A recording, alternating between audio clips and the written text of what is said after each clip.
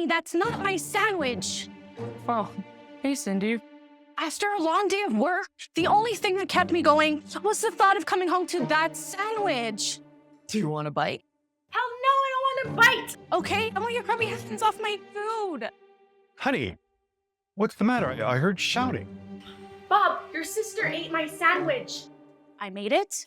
I specifically put my name on it. I wouldn't be bragging about making this thing. A little dry. Bread's stale in her. Needs some mustard. What the hell are you doing? Next time you make a sandwich, I'm happy to give you some pointers.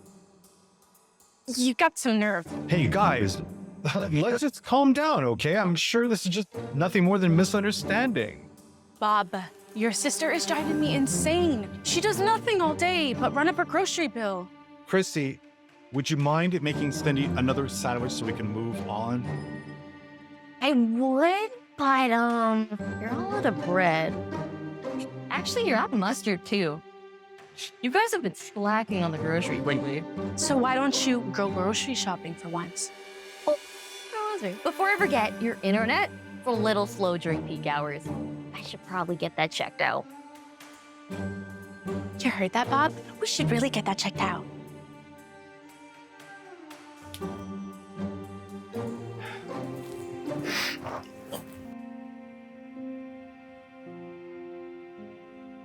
I know she could be half full, but please just hang in there a little longer. She said she would be here for a week, and we're going on for months. I can't handle it. It's either her or me. Seeing as we're out of food, I was thinking, why don't I buy everyone dinner? Chrissy, that sounds really nice. It sure does. Yeah, there's this great Lebanese place. Oh, You guys are gonna love it. grab the 3 digits in the back of your credit card so I could just place that order. So, you want us to pay for the food you just offered to order? Yeah. Oh, this is your house. Who do you think's gonna pay for it? Santa Claus? Here, take my... Whoa, have you lost it? Haven't you been looking for a job?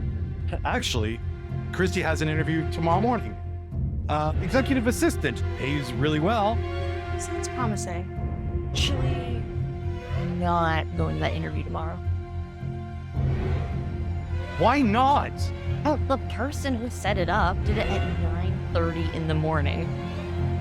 And whoever does that is just insane. You don't even get up till 11:30. What's wrong with you? Well, sitting in an office all day, it just doesn't fuel my artistic soul. Your artistic soul? Yeah. You're not an artist. You're a freeloader who surfs the internet all day. Wow, am I feeling some hostility here? What Cindy and I are trying to say is maybe you should give this job a chance. Well, why should I have to do a job that isn't perfect for me? I don't know. Maybe so you can start pitching in around here instead of leeching off of your brother who is too afraid to tell you what he really thinks. Well, maybe you should just chill out a minute. Why don't you just find a job and a place to live? So are you telling me that you don't want me to live here anymore? Yes, that's exactly what I'm saying. I want you out. Cindy, she's my sister. She's going through a tough time. You're too soft on her, okay? She's taking advantage of us, and you're too blind to see it. Chrissy, you have 48 hours to pack your things. Or else I pack mine. Cindy, wait!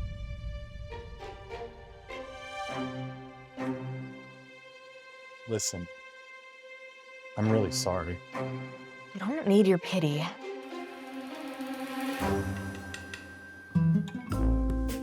Chrissy managed to rent a tiny room in a house, and a week later, she found a job. Her hours are long and the pay is low, but it's enough to get by.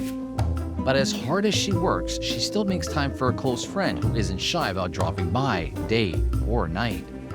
Eventually, Chrissy starts to take pride in her work and gets a promotion. Things are getting a little better, but her so-called friend keeps eating her food and never bothers to clean up.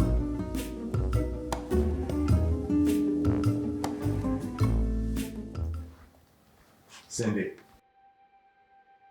Somebody wants to talk to you.